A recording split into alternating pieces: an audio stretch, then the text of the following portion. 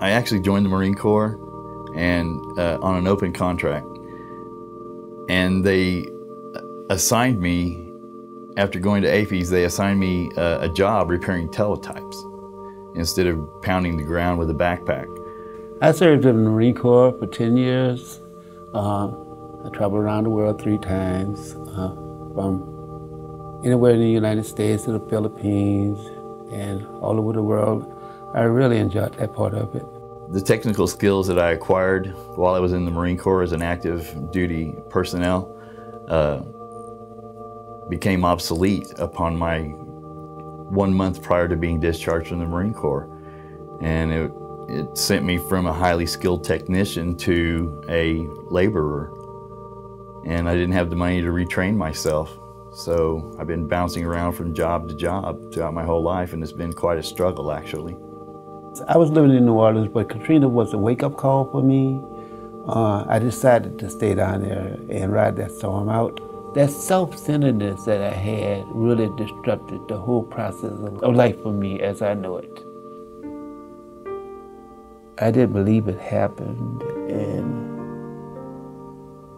I didn't believe I had to go through the things I had to go through. The death I saw, the bodies I saw floating, and the devastation will always be in my mind when I was picked up. I only had the clothes on my back. Like I said, I spent 13 days down there. And it was a learning experience too, you know. The decision I made was my own, but it was something that I think I necessarily did have to go through in order to observe and to get to the point I am today. It humbled me.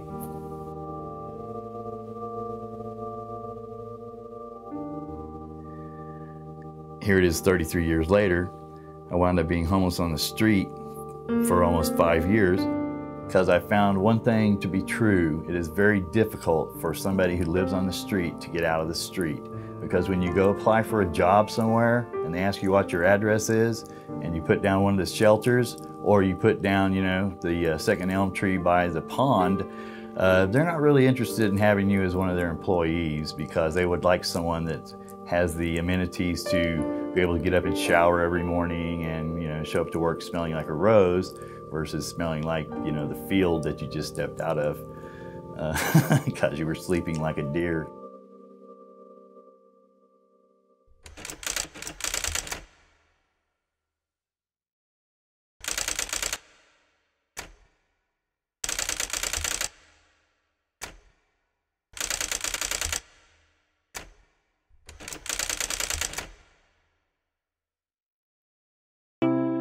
When I was first introduced to Catholic Charities, the thing that was most appealing to me about it was the fact that we really help people help themselves.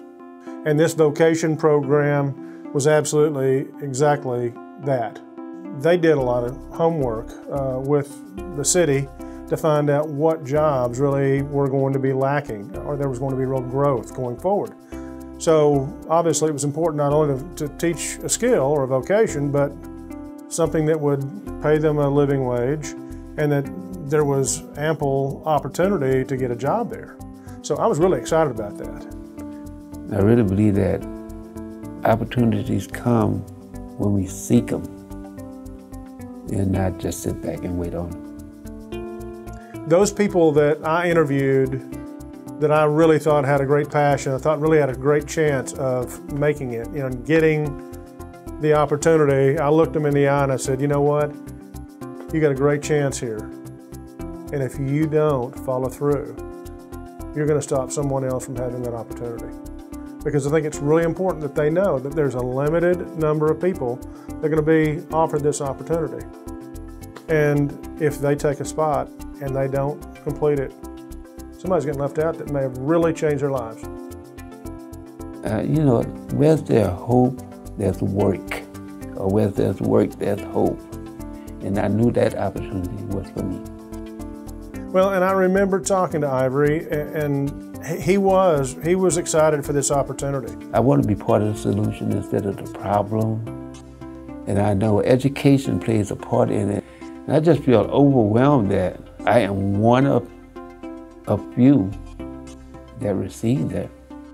Because of this opportunity, my future looks a little brighter due to the fact that my whole life I basically earned minimum wage, or I've never had a job that paid me more than $10.30 an hour. And one of the things that I've discovered about the opportunities in the field that I'm headed towards is there's potential to start at $20 an hour, which is twice the amount that I've ever made in my life. And so if I was living week to week on 10, I think I could actually save money with 20.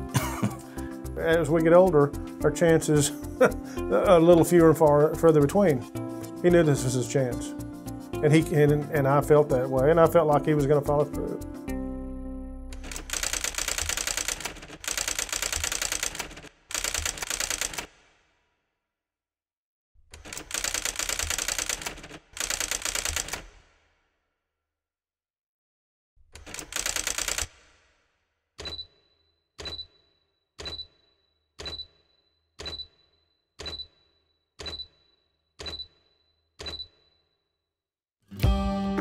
We want to break this whole chain of poverty. Catholic Charities is there with them every step of the way to get to their goal. Catholic Charities has been a big help this whole way, and it's almost like everything I need they supply. You know, it's just the whole environmental part of it, the whole feeling that I'm here for you and I'm enjoying what I'm doing and the doors are opened and it's not about me working here, it's about me helping you. Without their help, I'd still be homeless. They're going to give me a career that will be able to financially cause me to stand on my own.